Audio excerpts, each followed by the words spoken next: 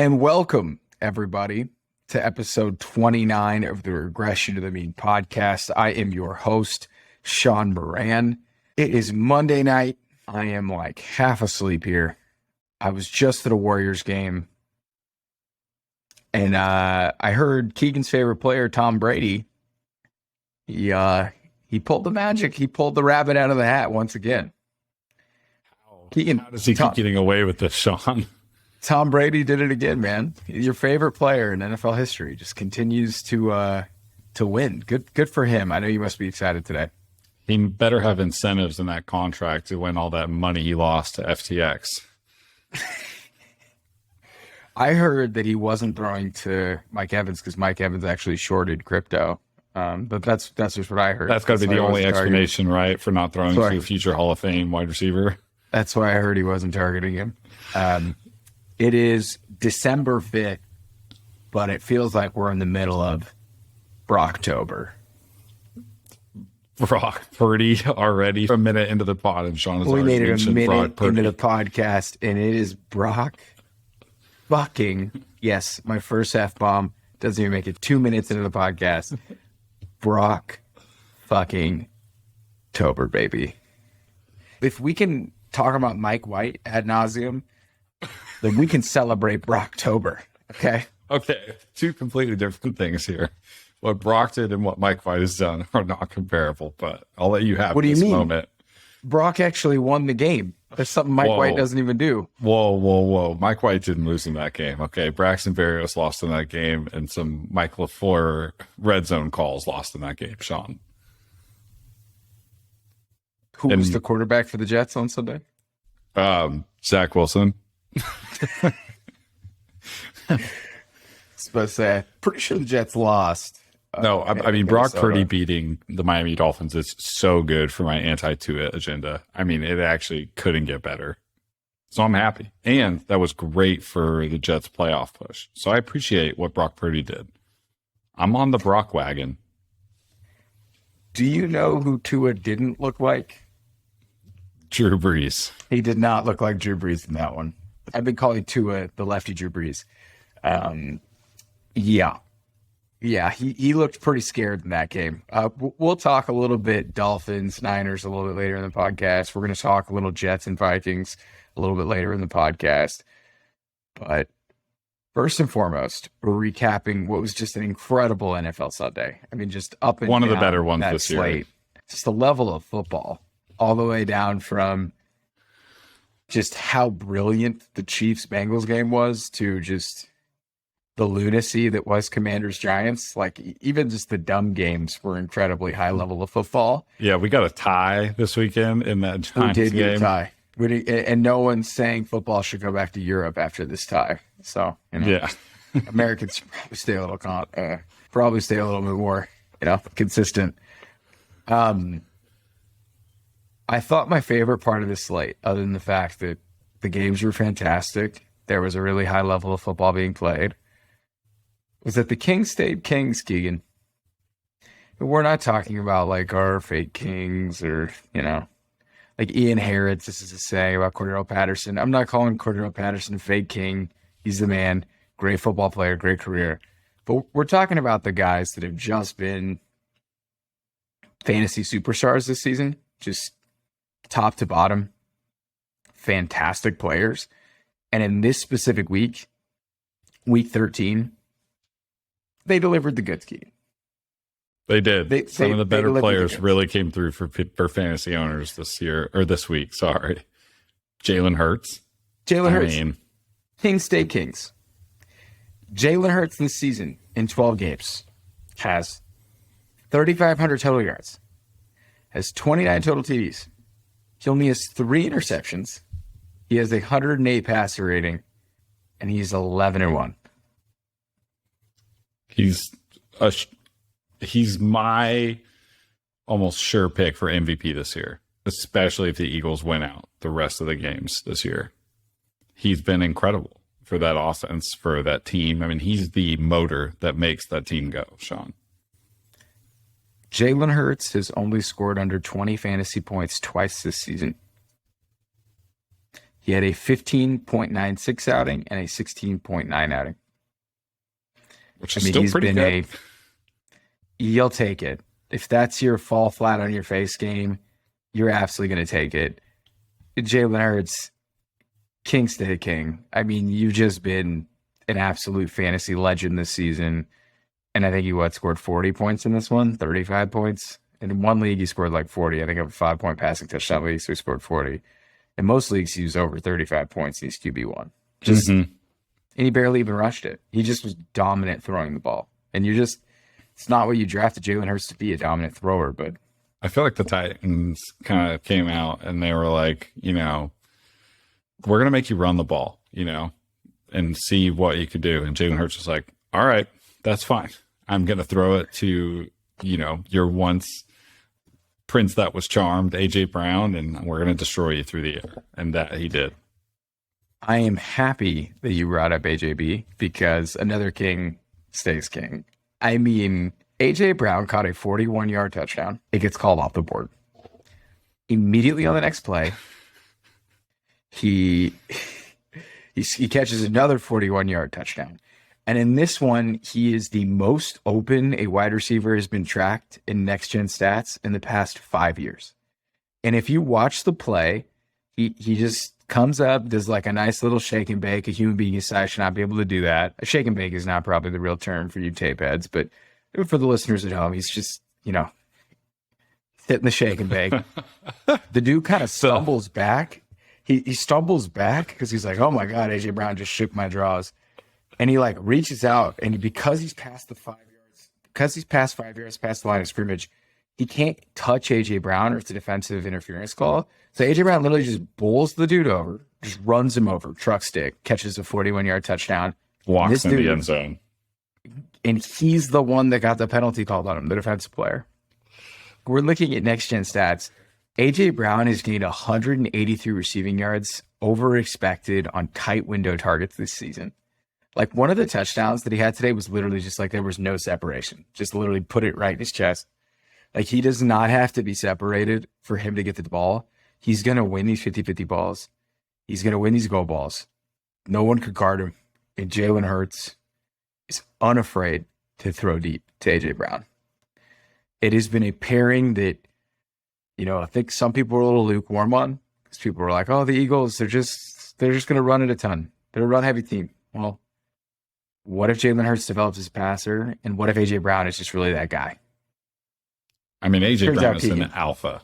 He's such an alpha. I just don't even know what to do. He's just king stay king, man. I don't really know what to do with AJ. He's a freak of nature athletically. He's got like that same athletic build as DK, where they're just like specimens. Some of the contested catches he have like blow my mind. Like you got to have the body control, but you also have to have like an insane muscle mass to be able to strong arm those plays away, get your body in a good position. And like people aren't moving AJ Brown off the ball ever. He's a freak. I just would really hate to have been the team that didn't want to pay him and trade him. And it would have really sucked if the guy I traded him for got injured mid-game. That would have really been a bummer. That was tough. Titans. I mean, Traylon Burks had a hell of a grab. We are like pro Traylon Burks on this podcast. It is no disrespect to Traylon Burks. He is not remotely coming close to what AJ Brown is as a player. And that is just no disrespect. Maybe he will eventually, but AJ Brown is. It's like this is what I feel like watching T.O. was. Like it just a freak. He's a freak. Another guy who's a freak. Christian McCaffrey. Christian McCaffrey is another king who stayed a king. In this win over Miami, Christian McCaffrey had 25 total touches. He had 17 carries, 66 yards. He had 8 receptions, 80 receiving yards, 8 receptions, 80 receiving yards, and a receiving touchdown. He led the 49ers in rushing and receiving yards. How do you win? What can you say? How do you win a game with a third-string rookie, Mr. Irrelevant quarterback against the playoff team? The answer is a freak defense and a freak running back, Christian McCaffrey. I mean, that trade, it is now more important than ever, considering that Jimmy Garoppolo is out for the season. Oof.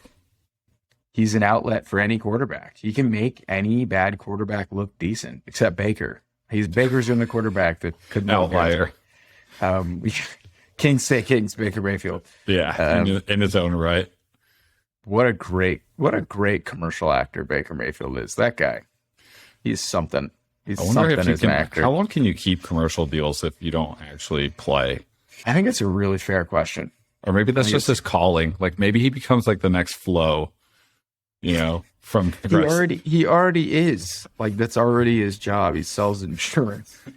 Imagine that you were an NFL quarterback, now you're an insurance salesman. Like that's a good don't the hero stories usually go the other way? Like Kurt Warner's like bagging groceries, and then all of a sudden he becomes like a Super Bowl quarterback. But it's like the opposite for Baker. He's like a once top draft pick, and then he becomes like just the Hall of Fame commercial guy. Just people in Hollywood are just like Baker. We got to get Baker in the Hall of Fame. I mean, we got this guy in on a nothing budget, and he just sold the shit out of this home and auto bundle. Oh my God! Have you seen Baker? Progressive numbers. Have you seen Baker? The way he pretends to make that Brown Stadium his house. It's incredible. I felt like I was really in his home. We gotta get him.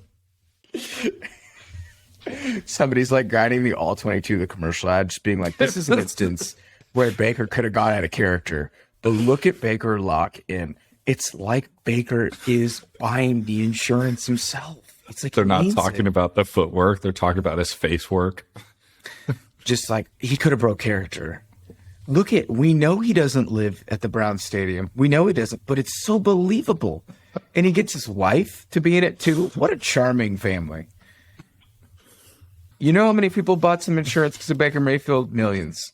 Hundreds of millions. The ROI on a Baker commercial has got to be insane. So many. So many people are so fucking safe right now because of Baker Mayfield. Do you know how many fender benders there have been in this country over the past year or two? It is down dramatically. People are reporting their car accidents because they're not afraid of their rates going up because they locked in a great rate with a home and auto bundle because of Baker. Wow, I did not think we'd go on that tangent. Christian McCaffrey is a good football player. Baker Mayfield, Kings State Kings. Keep selling insurance, my guy. And don't do it. Don't do it on the 49ers. That would be a bummer. We do not want you. Another King. Is Davante Adams just having the best wide receiver season of all time that no one's talking about? He's on pace for like 18 receiving yards and 17 touchdowns, and just no one cares. Well, yeah, nobody cares because he's on the Raiders. They could make some noise, though. They look a little frisky. They have two of the best fantasy players on the year on their team, and two of the best football players, on the year. Josh Jacobs and Davante Adams are going off this year. And yeah, Davante is on a different level. Him and Carr have a really nice connection. A really, really nice connection. If you see these quotes after the game, he's like, "That's my brother. Like, it's my real life brother. Like, they are tight. They are boys." That is what Davante says. They're locked in. So it is kind of cool to see Davante get fed, and Carr, when he has time in the pocket and he has like that 3 to 5 step drop and he's just looking, he throws a hell of a deep ball. Dude, every game, I said this in our chat, but every game there's a throw Derek Carr makes. I'm like, wow, that was a really good fucking throw. It was really impressive. Hell of a deep ball. And Davante just humiliating corners. So it's he's technical. Like his all around game. Like AJ Brown is a freak, right? Like we'll talk about Tyreek Hill in a second. Like he's freaky fast. Like that's how he gets open. Like, Davante is just gonna kill you in every part of the receiving game. Off the line with a route.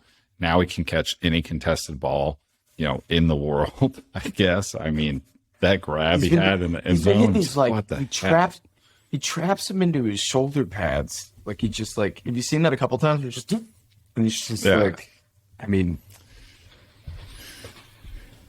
he's on pace for 1,700 plus receiving yards and 17 touchdowns. And we spend our whole entire week talking about Amon-Ra St. Brown, which again, King Stay King. Which we're about to again, but I literally love that man. I don't know him. I'm going to name my firstborn Amon-Ra. I know my secondborn because Justin Jefferson's already my firstborn. Yeah. It's just like we talk about all these big names: Jefferson, Jamar Chase, Cooper Kupp. All world season before he gets hurt. All these just absolute superstars. Davante Adams, of course, is in the conversation, but he leaves Aaron Rodgers. He's in the Raiders. People are expecting a major decline. It's like, no, this is just prime Davante. He's just an absolute freak. He is a freak. He's just, and like, what's really cool is that we're just highlighting receivers for the most part. CMC's probably a receiver, and it's just this was a big receiver week. And me and you, we're heavy on wideouts. Love drafting a wide receiver. And if you just had these alpha wide receivers this week, it's just cash, just pure cash. I mean, Amon-Ra St. Brown scores 37 fantasy points. They had a stat up, Keegan, where it was like, Jared Goff last 3 games, 60% completion rate, 90% completion rate when targeting Amon-Ra St. Brown. I was like, what? So he's completing 90% of his passes when he targets Amon-Ra St. Brown. And I'm just so happy Jared Goff exists because he is just built to feed the ball to receivers like Cooper Kupp and Amon-Ra St. Brown. Just get it to the slot receiver, throw it to the open guy. You are just created to give my fantasy team points. Jared Goff, Kings Day Kings for Jared Goff. You were just created to give me fantasy points this season, dude. And I'm like, so appreciative of you being only able to throw to slot receivers. It is so cool, Jared Goff. Like, shout out. Thank you, man. And Amon-Ra, the guy basically scores 22 fantasy points per game when he's not injured. It's just insane. The guy is just... The crazy stat from Next Gen, Shaun, is Amon-Ra St. Brown has gained a first down on a league high 18.2% of his third down routes this season. What a freak. They're 5-7. They've won like 4. They're like 4-2 or like 4-1 in the last 5. They've been really good lately. Amon-Ra St. Brown is helping me and you win fantasy matchups. He's helping fantasy managers win leagues. And he's also helping the Lions win. Like, this is so cool when players do that. Dude, Shaun. It's the best. September 20th, this is the second or maybe third episode that I got on with RTM when I first started. But just an episode tweet saying, Jalen Hurts is good, maybe MVP good. Next note, Detroit Lions are frisky. Here we are as we enter week 14. The Detroit Lions are very frisky, and Jalen Hurts is definitely MVP good. These guys. These guys. Frisky, baby. Guy who's pretty frisky too, Tyreek Hill. Could you imagine if he had a quarterback that could hit him in stride? Dude, I hear what you're saying, but like, Tua is getting him the rock. He did hit him in stride. He hit him on stride with a 50-yard touchdown this week. Yeah, that throw was really bad for my anti-Tua agenda, honestly. That was a beautiful one. Trust me, you had plenty of bad Tua throws. He was putting on a masterclass of bad Tua in this one. But Tua loves Tyreek. 14 targets this week. 14 targets. 146 yards. And Tua missed him on a couple balls. I mean, I think it's just going to be really fun to see who finishes as wide receiver 1 in fantasy. Because I think you've got Davante, you've got Tyreek, you've got Justin Jefferson, you have Amon-Ra St. Brown. Like, who else is going to be competing for that spot? Well, Diggs is 1, Adams is 2, Hill is 3. Diggs played on Thursday, and I already forget about how Diggs is such a freak too. So yeah, I mean, Diggs is obviously in that conversation. Like, and Amon-Ra's like 6 right now. So, and Amon-Ra's missed 2 games though. Like, point per game basis, Amon-Ra is so fucking good. Like, I know our listeners, like, they listen. A lot of them are our friends. Like, we have some Utah listeners. Like, we don't play fantasy with us, but like, Amon-Ra St. Brown was a big bet for me. And if you follow our Twitter account, it's becoming an Amon-Ra St. Brown Twitter fan account. That guy is so fucking good. I mean, he is just... We talk about this all the time. Like, Antonio Brown, psychopath, but lead captain of the I'm Always Open club. Like, Antonio Brown was always open because no one could guard him. Amon-Ra St. Brown is becoming that. And another guy who's becoming that is Garrett Wilson. I mean, these rookie wide receivers, Keegan. You got one of them playing on your team. He's incredible. He's incredible. He's got to be the offensive rookie of the year, at this point. And it would have been Brees, too, if he didn't get injured. He would have been a shoo-in for that. After the Olave week, and Christian Watson, I don't think has done enough in the season, but Garrett Wilson has been incredible this year. But, even like at the other names I mentioned, Drake London had a good week. Christian Watson targets. Is the most efficient touchdown scorer I've ever seen. I don't know. It's crazy. I mean, what he does with the ball in the open space on the field is actually a sight to see. I'm blown away with what he can do with his feet. He doesn't look like he should be that fast. And Christian Watson gets in the open field and he's gone. If you're not ahead of him, he's gone. He is 6'4". I've gotten yelled at on Twitter because I said he ran a 4.36. Some people say he ran a 4.24 at his pro day or something. I don't want to get into semantics.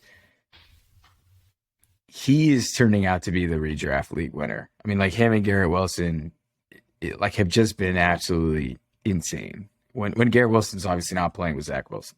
That correct. Is the cat. Yes, which I don't think he will the rest of the year. So, I mean, I know drafting rookie wide receivers has been an edge in fantasy, but I just don't want to leave drafts without him. Even if it means I leave drafts with Sky Moore, who's just been an ultimate bust, you could have a Christian Watson. Romeo Doubs looked pretty good for a little bit. You're going to have a Garrett Wilson. Drake London has been a little hit or miss, but now with Kyle Pitts out, I think Drake London's going to get peppered with targets. It's almost Ritter time. I think Ritter is going to be the quarterback of this team sooner rather than later, which will be interesting. What are your thoughts on rookie wide receivers? Would you rather draft a rookie wide receiver or a rookie running back? Because I know rookie running backs have ran the game for a long time. You get them when you're cheap. But rookie wide receivers are the new boom, dude. They're just so good late in the season. When you need them the most, I'll go the ceiling every time of what a rookie wide receiver could be. And this class was, already supposed to be special. From draft night, they knew that there was going to be some difference makers. And I know that plays a lot into it. I'm not as in tune with the next year's class, but I mean, hell, Garrett Wilson was somebody you could have taken the last 2 rounds, something like that, in a redraft, because you had no idea what the Jets quarterback play. And Christian Watson was somebody who was on and off waivers due to injury, and he's going to come in and save people's teams and win some championships for people. They just have so much more upside, especially these athletes that, are wide receivers now. They're not the wide receivers of old. What they can do with the ball after the catch is so important. So I'm always going to go that upside. Rookie wide receivers all day. Unless you have a freak specimen Brees Hall, but he's a different beast. Well, you could go rookie running back in 3rd, 4th, and then rookie wide receiver in the 7th, 8th. Garrett Wilson was a 10th round pick. Drake London was a 7th round pick. George Pickens was a 10th round. Watson's undrafted. Yep. Amon-Ra St. Brown undrafted last year. Jamar Chase is top 3, top 4 wide receivers, a rookie. Justin Jefferson, draft rookie wide receivers. When it's draft prep time for next season, we're going to be hammering that. Draft rookie wide receivers. Pay attention to the NFL draft. It's going to help you. It's going to pay dividends. Another team that's catching our eye. Cincinnati Bengals, dude. What's your take on Joe Burrow? He is the most calm, cool, collected quarterback in the league. And Brock Purdy. Yes. Some similar to Brock Purdy. Not a Mike White. Is he on par with Mike White? Yeah, he just he has a lot of control in the game, and he is, much like we were saying, Jalen Hurts is the motor that drives the engine that is the Eagles. Joe Burrow is everything to the Bengals, and he makes the biggest throws, I think, in most games. And then he's people probably do talk about this more than I see it, but I feel like it's not talked about enough, at least in my eyes, how accurate of a quarterback he is. I think we kind of take that for granted already because they had this amazing run last year, but he puts the ball where it needs to be all the time, consistently. He is just stay in the pocket, deliver a ball, knows when to get out of the pocket, knows what decisions to make. He's smart. He can have the deep ball. He can hit you over the middle. He's just a smart, accurate, really elite quarterback. And this team is rocking and rolling right now. I mean, no Mixon. They got Samaje Perine, Hendrickson high school legend. I mean, they're 8-2 in their last 10, I think. Burrow, I mean, I don't know if you saw that throw to Higgins. It was like 3rd and 10, kind of game on the line, like it's closing time. He had like half a yard of separation, just put it right in his hands. Like, that's kind of one of those throws I'm talking about. Like, he has a throw like that almost every week, and I'm like, yep, this guy is pretty freaking good. Last season, he leads the league completion percentage and yards per attempt. This is like a Drew Brees stat. It's pretty impressive. Burrow is one of those guys that I think is slowly jumping into that Allen Mahomes level where it's like game on the line. You got to feel pretty good. I'm comfortable. I'm comfortable with the ball in Burrow's hands. If I need a win in a do or die situation, I'd give Burrow the rock. What about how good that draft class? Burrow, Tua, Herbert, Jalen Hurts. Wow. Not too bad. It's a really good draft class. It's no Zach Wilson, Trey Lance, Justin Fields, Trevor Lawrence, and Mac Jones. And Mac Jones, yeah. Table's still out on that class. The table's not even dinner's set. Served. Yeah, Jesus. Half of those guys are dead on arrival.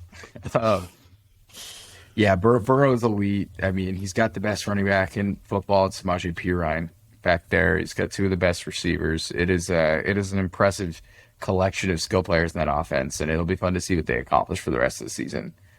Before we transition here to fantasy jail, milk was a bad choice. 2 minutes. What was up with that Jets game? I just saw you guys just kept not being able to score a touchdown. What was going on there? 1 touchdown in 6 red zone trips. And we're just getting too cute in the red zone. And even saying that, like, I don't want to take anything away from the Vikings. Even saying that, like, we were in this game when we couldn't score, all the way up until the last fucking minute of the game. It's just, they can't convert in the red zone. They were trying, and stop giving this is my final words for this. Stop giving Braxton Berrios like red zone ends arounds and manufactured touches. Like, that should all be Elijah Moore. Better football player, better athlete. Like, I love Braxton and he's been a really good player for us, but like, those don't need to go to him. And honestly, kudos to Mike White for playing down from like 20-3 at one point in that game, coming back and making something of it and keeping the Jets competitive. That 4th and 10 throw to Corey Davis was one of the biggest throws of the day yesterday. High level throw. Mike White is not afraid. Yeah, he's not afraid. He just has nothing to lose, and I love that he plays exactly like that. And the team loves him. We're in a good spot, 7-5. Got to play the Bills next week. See what you're made of. No moral victories in the NFL, but it is. I'll very take a moral difficult. victory after the last 10 years of fandom. Down bad. It is very difficult to go into U.S. Bank and make noise. That is a tough place to win. The Vikings have been very good there. So I think that says more about the Vikings. Like, what is that team? Oh, and Justin Jefferson didn't even have a big day. He had the touchdown catch, but all in all, Jets defense, they gave up points, but they played pretty good. Kings stay Kings. Justin Jefferson, bad fantasy day, 18 points. Hey, bad real life day. He got the touchdown, but I thought the Jets played pretty well. Well, now that we're done talking about Mike White, Shaun, what was the Brock Purdy experience like? And I'm sorry for your loss of Jimmy Garoppolo. That's a tough hit. I don't wish that on my worst enemy. You guys are a great roster, have a great team makeup, potential Super Bowl contenders, definitely playoff contenders. You lose Jimmy G, and now Mr. Irrelevant, the last player taken in the draft, is the first last player taken in the draft, first last quarterback to win a game in the NFL. And that's who your season is on. Tell me about Brock Purdy. I don't know why you're apologizing. We just upgraded a quarterback. I don't know. No, that's a joke. Jimmy, that is a bummer. Jimmy laid it all on the line for the Niners this season. Absolute class act. Been a very good quarterback for this franchise. Definitely been ups and downs with James. But he's been a great QB. I kind of feels like this is the end with Jimmy, but I am done predicting the 49ers quarterback situation. Anyone that tells you who's going to start for the 49ers next year is an idiot. Stop it. Just sit back, grab some popcorn, and just hop along for the ride, because this is just what it is to be a 49er fan. Brock played pretty well, all things considered. Wasn't a train wreck. He made some very good throws. He made some, like, what was that throws? So he basically was like Tua, which is sick throw to Kittle on what was it? Third and 10 to convert, and he got blitzed. Yep. He looked pretty good when he got blitzed. He looked decent rolling out of the pocket. You know, it really wasn't that bad. I think you're gonna have to downgrade a lot of these guys in this offense for a little bit. Poor Ayuk. I've really been enjoying his success this year. I think Ayuk's really going to get hit hard by this. I think CMC is just going to be the fulcrum of the offense, though. Do you think we get more manufactured Debo touches out of the backfield to try and balance out, with the running back injuries, no quarterback play? Debo with a bone bruise was a thigh bone bruise was very important in this game. Like, he was involved in the 4-minute drill to try and ice it. He's going to be the unsung hero of this team on the offense. I like CMC, the obvious pick, but like Debo can help right the ship on the way to the playoffs. Debo had his massive all-pro season last year. All that matters is Debo shows up in the playoffs. Like, really, he's a playoff player. So we'll see. I don't think anyone that's like, there goes their Super Bowl hopes. I know it sounds kind of crazy to say this. Like, Jimmy was not that good, but he was playing really well. Jimmy was awful last season. He was not good. And we were 2 plays away from the Super Bowl. So I'm not ready to write the season off. I'm just not. So that's where I'm at. It's a bummer. I feel bad for Jimmy. As a 49er fan, I'm numb to it. So it's just like, next man up. Let's go. We're going to get Baker in there when Brock Purdy breaks his arm in 3 weeks. So just get ready, because I was telling my brother, you think this one hurt? Wait until CMC pops his hammy in 2 weeks. Like, it's just Baker's going to show up to practice in the Hulu uniform from the commercials. It's going to be hit. What's his Dougie? How does he hit it? All right. Okay. Let's send some people to jail. I did really well in fantasy this week, so I'm not as enraged as I typically am. I have a team that's falling apart right now in fantasy because I have Dameon Pierce and Alvin Kamara as my running backs. And we talked about this last week. What the fuck are the Texans doing? Giving up. What are they doing, Keegan? They're giving up. I don't even think their skill positions and like their offensive players are that bad. And, they've got good tackle play on the offensive line. Their quarterback play stinks, right? But there's plenty of teams with like bad quarterback play throughout this year. They've got a great rookie running back, some good wide receivers. I think they just don't care. And their defense is abysmal. I mean. Oh, well, that is for sure. But you have a good drive. Dameon Pierce has been a key component of the drive. He's like 30, 40 rushing yards on one drive. You get down into a goal-to-goal situation with Kyle Allen as your quarterback. These are the plays they run. They go pass, Dar Ogunbowale. He makes it again on the show. Run, pass. Dameon Pierce has like a 7-yard run to get them to 3 yards, like 2 yards within the end zone, and they cannot punch it in. It's like, dude, I can never be an NFL coach. I'm not going to act like I know more than a coach. It cannot be that hard. It's just like, it can't be that hard to put in your best player and just give it to him. There's just not even words for jail. Like, it's just go to jail. Lovie Smith, failed experiment. Like, Pep Hamilton is their offensive coordinator. I'm so sick of your fucking shit. Just fucking give it to Dameon Pierce. You're overthinking it. I'm sending you to jail. And you know who I'm sending to jail? Alvin Kamara and the New Orleans Saints. What happened tonight? I didn't get to watch most of the game tonight, but like Alvin Kamara not showing up on the fantasy stat sheet at all. He hasn't done it in weeks. And not even showing up on the real stat sheet. In weeks, because he barely played. Like, he's getting DeAndre Swifted in front of us. This is Alvin Kamara. This is like a 5-time Pro Bowler. Alvin Kamara since week 9, 9.2 fantasy points, 7.5 fantasy points, 12.9 fantasy points, 7 fantasy points, 5.7 fantasy points. Oof. They don't use him as a receiver. They had Mark Ingram playing on third down. And then you have the Taysom factor, of course, always lurking. You know, he played pretty poorly against the 49ers, multiple fumbles. I guess he misses a pass protection at the beginning of the game.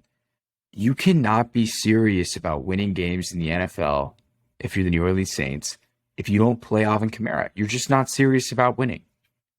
You can't convince me that you are. Andy Dalton at quarterback. Like, why did Jameis lose his job? I know he got injured, but Dalton came in and played well. And you know why Dalton played well? Because he just dumped it off to Kamara for like 3-4 reads. He could dump it off to his star running back. Now they just don't use him. Like, Alvin Kamara's in the doghouse. I want to send Kamara to jail, but I'm going to send Dennis Allen and Pete fucking Carmichael to jail. Pete. Well, Kamara might have to go to actual jail.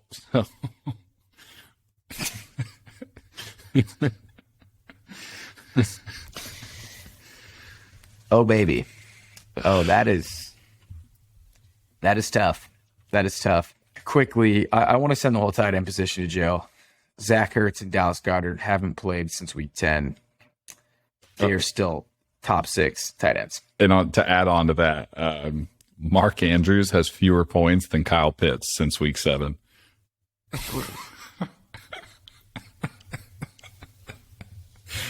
Tight end is the dumbest position. My God, my Mark Andrews and Bozo shares are skyrocketing. That was a preseason take. That was pre-Keegan on the RTM pod when I was like, fuck Mark Andrews. But now Tyler Huntley's playing, and Tyler Huntley feeds that man. He feeds that man. But wasn't he hurt, though, for some of that? Yeah, but like 1 week. Still a funny stat. The point is the tight end position deserves to be sent to fantasy jail. George Kittle is tight end 4 over the past like 5 weeks, and he's only scored more than like 6 fantasy points. He had one game with 22 points or something like that, and that's it.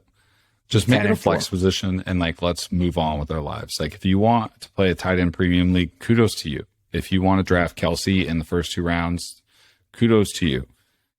Beyond that, if you want to take Pitts in the 3rd, because that's what you do, because you're addicted to thrills, do that. That's fine. But like let's just upside, baby. Call it for what it is, and let's make it a flex position. You can draft all the tight ends you want. I don't give a fuck. If I didn't have to play tight end for an entire year, I wouldn't.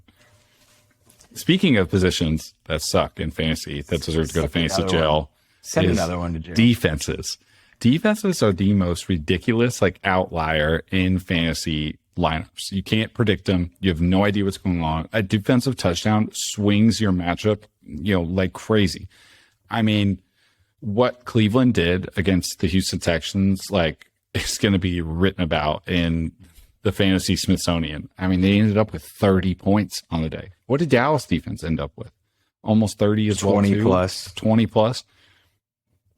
It's just like, what are you supposed to do if you walk into a matchup and you play against, Bagley from the Lions, who has 16 points, and they also have Bagley, whatever.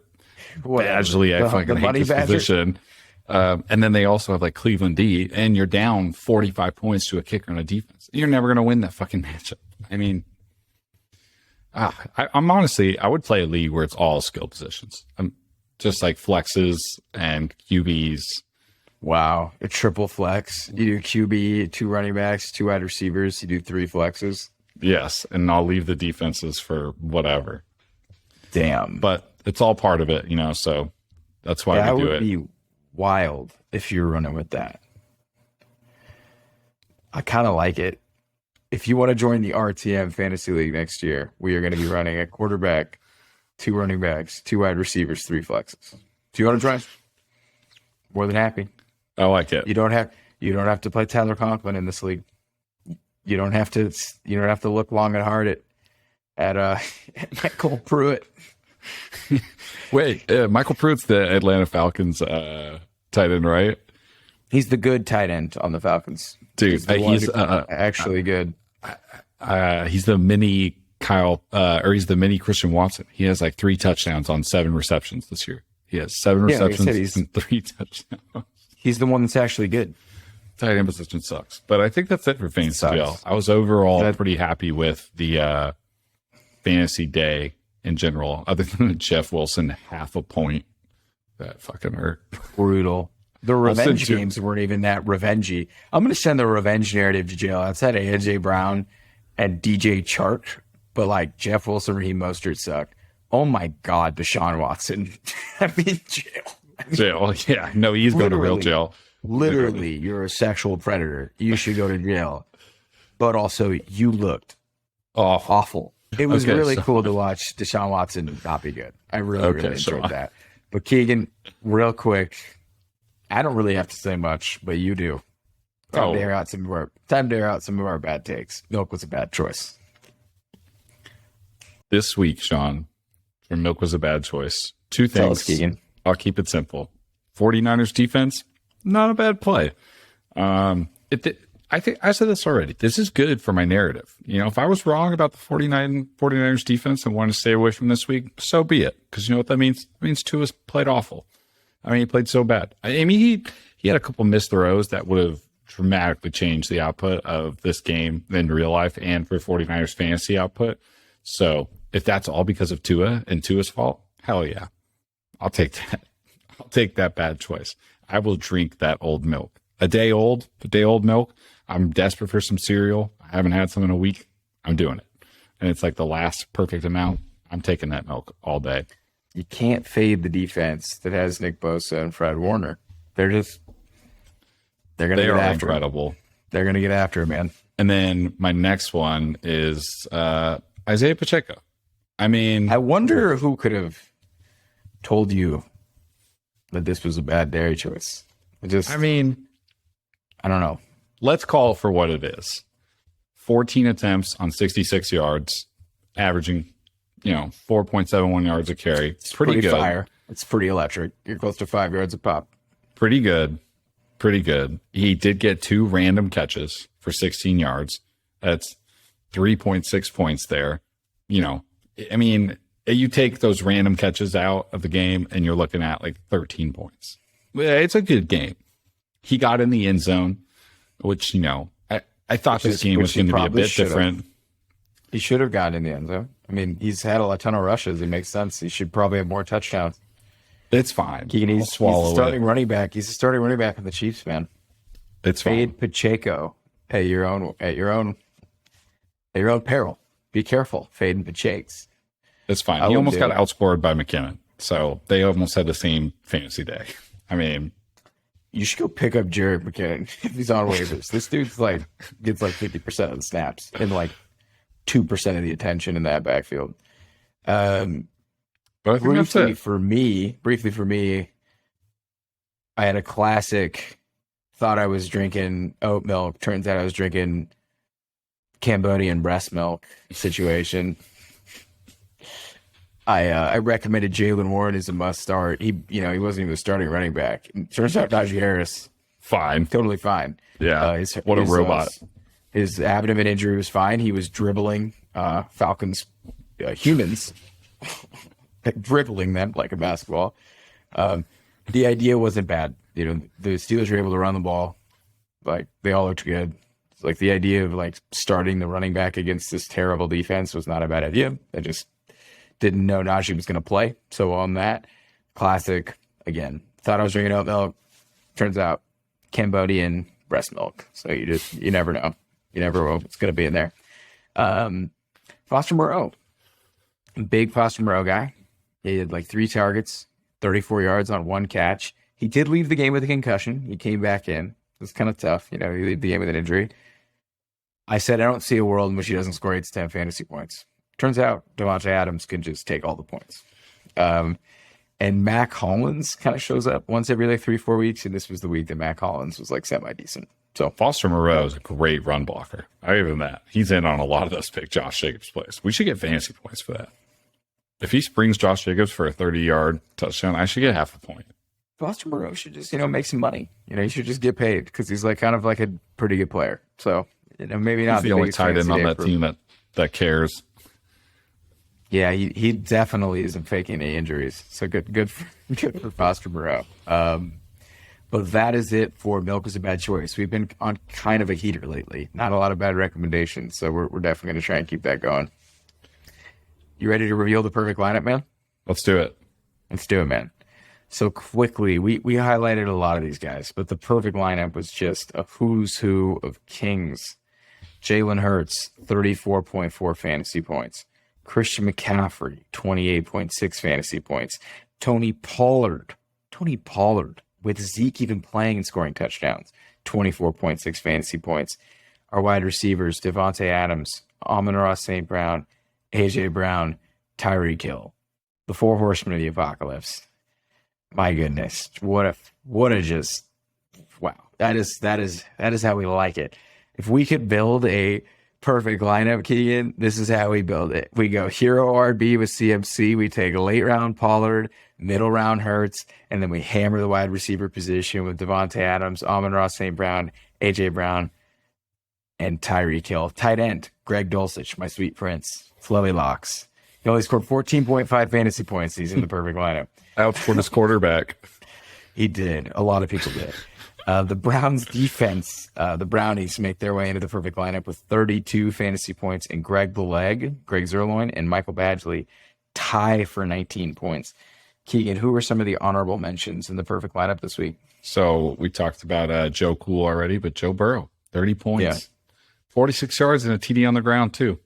Getting him done with his feet. Geno Smith, 24 points. The Seahawks defense is bad again, but Geno still is making some electric throws. And he doesn't right back. He really doesn't. Samaje Perine, 21.5 points. He's filled in so nicely for Joe Mixon and Joe Mixon owners. It's incredible.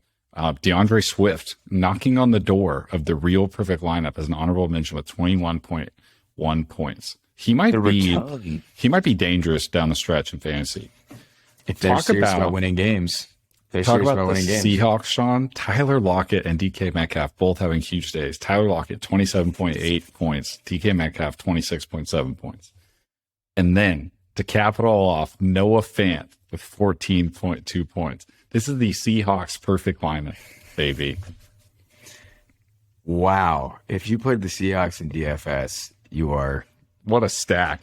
You're probably doing pretty good. That's crazy. I didn't even put this together in the Seahawks lineup. Yep. And then Dallas had a good defensive day too with 20 plus points. And this is the week. On our Thursday episode, I predicted Jalen Hurts in the perfect lineup. I predicted Amon-Ra St. Brown. I predicted AJB. I had Josh Jacobs and George Kittle, and I had the Cowboys defense, so I was pretty close. You here in the perfect lineup had Justin Herbert, Nick Chubb, Aaron Jones, Amon-Ra, Jamar Chase, Christian Kirk, Saquon. This one's bad. Wow, I got you finally. How did you not take AJ Brown revenge narrative? I mean, look at that lineup. Look at the perfect lineup this week. That doesn't get you fired up. I don't know what does. I mean, Jalen Hurts, CMC, Tony Pollard, Davante Adams, Amon-Ra St. Brown, AJ Brown, Tyreek Hill. I mean, Greg Dulcich is hilarious. But Browns defense, a lot of people stream the Browns defense against the Texans because it's death taxes and play the defense playing the Texans. It doesn't even matter if they're good. And the Cowboys play the Texans next week. Gosh, I was so holding on to them. Oh no. And I play somebody with the Cowboys defense next week, so that'll be fun. Okay, before we get out of here, it's a pretty big waiver wire. Let's talk all things waiver wire. If you follow us at RTM Fantasy on Twitter, we are going to be dropping this waiver wire thread for you. This is stuff that you should probably pay for. I'm sorry. This is some good content. Turn our super followers on and paywall these. I've been crushing waivers for you guys, and so is Keegan. But if you've been reading these threads, you've picked up some good players. If you've been listening to us, you have Rachaad White on your team. You've had him on your team for months. I wish we could have been on Watson a little bit earlier, but we weren't. But here we go. We're trying to get you in a good position here for the fantasy class. So Keegan, the number one priority waiver ad this week is James Cook. This is somebody you and I were hyping up for weeks before they traded for Nyheim Hines. They traded for Nyheim Hines. We stopped recommending it. But in week 13, Thursday night against the Patriots, James Cook gets 43% of the snaps. Devin Singletary, 44%. James Cook gets 14 rushes. Devin Singletary, 13. He gets an 18% target share to Devin Singletary, 6. 16.5 fantasy points to Singletary's 11. Singletary's day gets saved by a touchdown. Was this the product of a short week and not wanting to exhaust the starters? Or has James Cook fully asserted himself in this backfield? He just has way more get up and go than the rest of the running back room. I mean, it's pretty obvious what he can do with the football in his hands. But he's a good pass catcher. He's got speed. I just think as a Singletary owner who hasn't picked him up yet, and I know I'm not going to get him because I'm down to $4 in my fab budget, I'm pretty upset. But I think James Cook might take over this backfield, stretching into fantasy playoffs down the field. The Singletary might still get those red zone looks. Obviously, saved by the touchdown. Singletary's going to have a role, but if this backfield continues to be split 50-50, James Cook's a priority must add. He's just dangerous with the football. It doesn't matter if you pick him up and then he goes back to his old role and you have to drop him or stash him. Like, you just need to go pick him up, because if this expands, like, you're going to have a set it and forget it RB2 in your lineup. Like, you just solve the problem. You might want to even start this guy over Alvin Kamara if this stays. Like, that sounds crazy to say. And you know who somebody I would start over Alvin Kamara next week? Because Alvin Kamara actually is on a bye. Zonovan Knight. I'm playing Zonovan Knight in multiple fantasy matchups next week. This is the Jets undrafted rookie that goes by Bam. I mean, this guy has had back-to-back really strong performances, clearly has a role in this offense. He's had 17-plus touches in back-to-back games. He's averaging 5.5 yards per carry. He has a 10% target share. He's averaging 15 fantasy points per game. And he's got the Buffalo Bills defense, which hasn't been that great against the run over the past 4 weeks. He's got Detroit, Jacksonville, and Seattle. This is plus matchups, man, for the fantasy playoffs. Zonovan Knight is somebody that should be in your lineup, somebody you should be picking up off waivers. If you lose the James Cook sweepstakes, Zonovan Knight would be an excellent consolation prize. What do you think? I agree. And dude, Saleh and the Jet staff were clocking speeds at practice. So when Robert Saleh says he's got the most juice right now, he really means it. I mean, like, he was clocking speeds for Bam Knight. Like, undoubtedly the fastest back we've got right now. He just runs with heart. He's so good. I can't believe it. Like, I know it's a product of our game too, of how we run, but he's been impressive. And don't forget, we gashed Buffalo on the ground just a couple weeks ago with Carter and Robinson. So Buffalo's been beatable on the ground. Like, Jamal Williams just scored a bunch of points on him on Thanksgiving. DeAndre Swift got in the end zone. It's a great late season running back ad right here. If he is 85% of what Breece Hall was, I just said his name, Keegan. I miss you, Breece. You were special. You were special. You were a special one. You know who else is special? Is Samaje Perine. I mean, wow. When Joe Mixon hasn't played over the past 3 weeks, Perine has turned into a Christian McCaffrey clone. I'm like not joking. He has a 78% snap share. He has a 17% target share. He's had over 100 scrimmage yards in his past 3 games. He's averaging 24 fantasy points per game. Like, Mixon is expected back, but Perine could cut into his snaps. And again, if anything happens to Mixon, like, wheels up, Perine is an RB1. Like, you need to have him as a handcuff. He could have standalone value, but he just needs to be on your roster. Like, it just has to happen. I agree. Trent Sherfield. I love this next one. Yeah, I love this one. It's a deep cut. Over his last 3 games, Trent Sherfield has quietly averaged 12 fantasy points per game with a 13% target share. Jalen Waddle left this game early with an apparent leg injury. He came back, but he didn't look right. If Waddle were to miss time, Sherfield is primed to see his targets increase, and he could be ultra efficient as a wide receiver that runs a 4.4. Super fast dude. You saw him catch a 75-yard touchdown in this game. Like, if Waddle misses time, Sherfield's a must-add. Got to add him. The guy you got to add, too, is Darius Slayton. Darius Slayton has had 5 top 24 PPR finishes in his last 8 games. 5. Pretty good. He's been a wide receiver, too, 5 out of his last 8 games. He's pretty much the only other player in this offense outside of Saquon who can make a play. Laugh at me. He has an insane drop rate. He's not able to catch the ball on a consistent basis, but he also makes these crazy down the field catches as well. So, I don't care if he had a key drop in this game. He had a respectable 6 for 90, and he had a 26% target share. It's like fade Darius Slay at your own risk. This next guy is somebody that you're really excited about. Tell me a little bit more about Alec Pierce. Alec Pierce is somebody I thought would kind of break out earlier, but this is the rookie wide receiver conversation that we had earlier in this pod. I mean, this late season blossoming Matt Ryan is, while they got their dicks kicked in by Dallas, like the ball still gets out. The ball gets out when Matt Ryan's a quarterback. I mean, we've seen Paris Campbell be relevant. Obviously, you know what kind of receiver Michael Pittman is. Alec Pierce could be a sneaky ad on this team. Quietly seeing 8 targets in 2 of his last 3 games.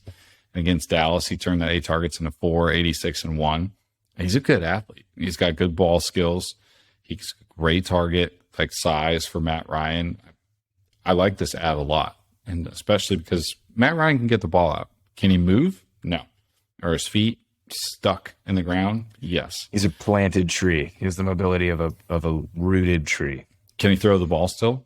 Absolutely. Yes. If it means getting Alec Pierce 8 targets in a game when they're always going to be losing, yes, he definitely can do that. I'll take it. This next guy you really like too. I love Gallup. Michael Gallup. I'm just kind of waiting to see when he popped this year. It's pretty apparent that he came back too soon from his injury. It's always the year after the year. This is advice of anyone that's still tuning in here. This is some niche RGM fantasy talk. It's always the year after the year. They tear their ACL. It's just don't expect much the next year. Like, just wait 2 years. Like, this is what Saquon's been, fully healthy. See what it takes a while. But Dak and Dallas are a great offense to be attached to. We've talked all year, on this pod, and me and you always talk about this. Like, we want players attached to good offenses. And late in the year, adding somebody like Michael Gallup to shore up your bench is a fantastic move. I mean, he's somebody who can be a flex player for you or a wide receiver 3, kind of in that range, but he's picking up momentum. He's looking good. Targets in the red zone. While I wish they was go to CD, that's okay. That's all right. They can't all go to CD. Come on. They can't all go to CD, but that's encouraging, right? Like, we're trusting Gallup in the red zone. We're looking his way. We want him heavily involved in this offense. Like, he's the number 2. You could make an argument that maybe Schultz is the number 2 target for Dak, but it's CD, Gallup, and Schultz. And I'll take a bet on that offense and add a player like that late in the season. So Gallup looks really good in the red zone, and he's still making excellent contested catches. So kind of looks like he's running in quicksand a little bit. Separation's hard to get. I don't think it's going to be incredible till next season, but Gallup's a really talented wide receiver, and he's going to get red zone targets. Like, he's really proving to be a winner in that area of the field. Quickly, tight ends. You should have Noah Fant and Greg Dulcich on your team. We just talked about how big of a wasteland the tight end position is. Greg Dulcich is only owning like 30% of leagues. He should be on your team. I don't care how bad that offense is. Dulcich has a path to leading that team in targets.